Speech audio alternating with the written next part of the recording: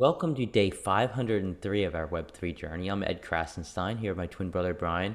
And remember, these videos are being sponsored by NFT Tech. They are an investor in DesoFi, and DesoFi is a Web3 social application built on the Deso blockchain. So, Brian, what's going on with Ethereum? Yeah, so last night at around 9:45 p.m. Eastern Time, the final test for Ethereum's merge upgrade took place. For those who don't know, Ethereum is moving closer to adopting a proof of stake model for its network, which is obviously less energy intensive than a proof of work method that Bitcoin uses, that Ethereum has been using. Uh, this is going to happen with the merge upgrade. And the upgrade should take place sometime in September. The exact date, we're not 100% sure on, but around the middle of September. And the network ran this dress rehearsal last night before the major upgrade, and it went really well. It went as about as well as anybody could have hoped. So it looks like the merge is taking place, and it's definitely helping the Ethereum price a bit. It seems like it's a good time for it to happen as well, with the crypto markets kind of bouncing right now.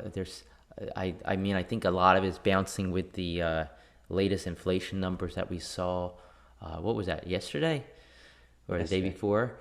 Uh, I think that's helped them bounce, and I think the timing here is pretty impeccable. Yeah, I think it's good timing, especially if the crypto market is kind of in a new bull run. Whether that's the case or not, we don't know.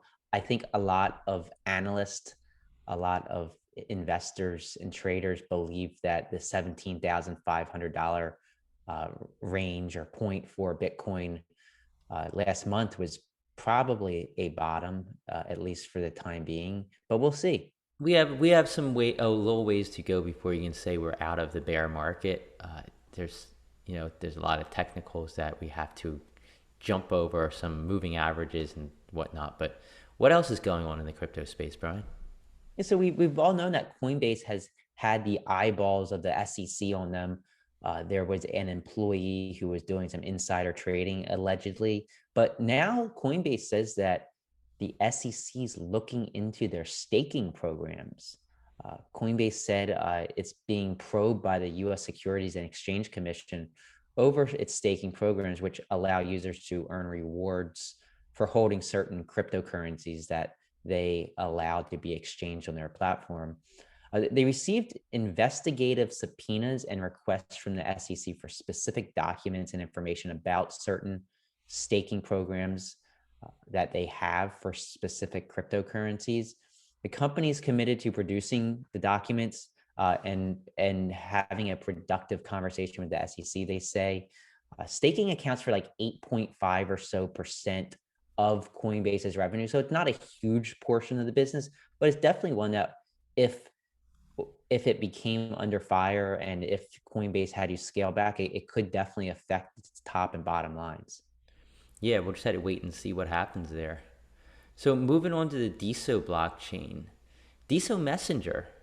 Yesterday, they launched their native mobile app for iOS and Android, which is super exciting. I think a lot of people have been waiting for this. It's currently in the alpha phase, it's still being tested, and members of their private community are going to be able to get access to the testing stages. So if you're part of their private community, you're going to be able to access Deso Messenger on iOS and Android, which is super exciting. They also teased that there's more exciting things to come.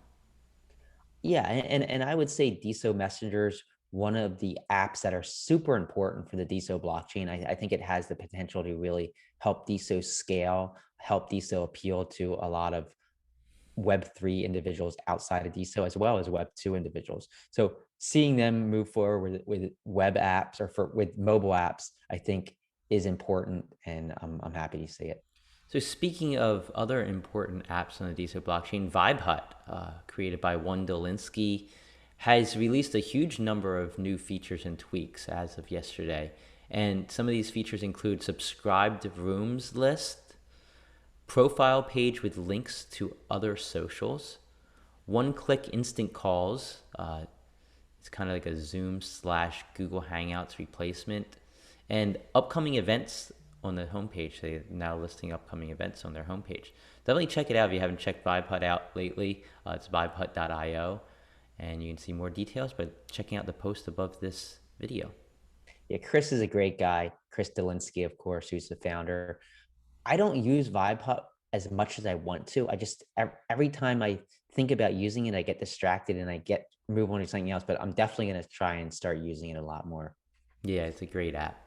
And another app, Gem Story, which is of course created by Brutal, has added some new UI changes. I was actually checking out Gem Story this morning, and the UI looks incredible. It's like it has gone so far from when Brutal launched the site to where it is now, and it's really one of the better apps for viewing the Deso blockchain.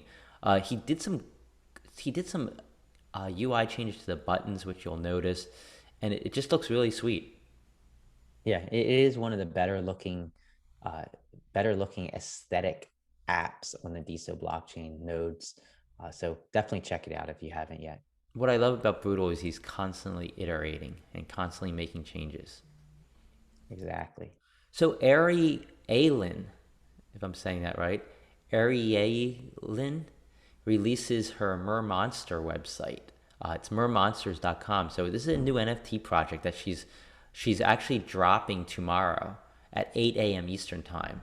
The website looks phenomenal. If you haven't checked it out yet, go to mermonsters.com. It's mermonsters.com and check it out. It's like a really well thought out NFT project, which I'm super excited about seeing drop tomorrow at 8 a.m. Eastern time. Yeah, I love these. My 3-year-old daughter loves mermaids.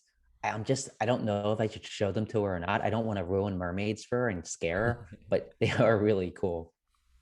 And the DAO Twitter Spaces is today with Vita DAO at 12 p.m. Eastern Time, 9 a.m. Pacific. Again, that's on Twitter Spaces.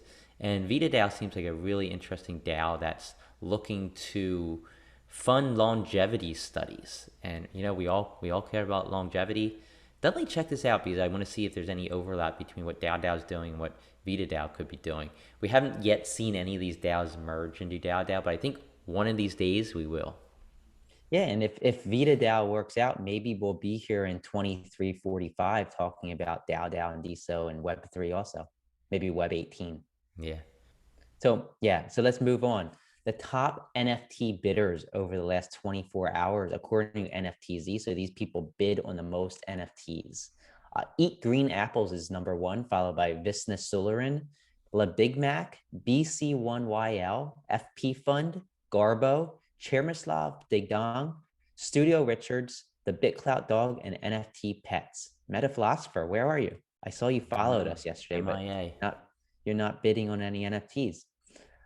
So moving on to the top diamonded creators on Deso over the last 24 hours, according to our friends at Altum Base, Riga was number one, followed by Binary Script, Lil Lover, Our Pete, Mick Marsh, Tyne, Brutal, Krasenstein Us, Web3 Peeps, and Nagardis Hingu. So congrats to all those people. Yeah, congratulations. And I believe that's all the news that we have today in the Web3 world.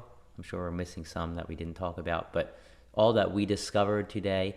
And we will be back at you tomorrow. Have a great rest of your day. Let's see if Bitcoin can push over 25,000. Yeah, it should be interesting.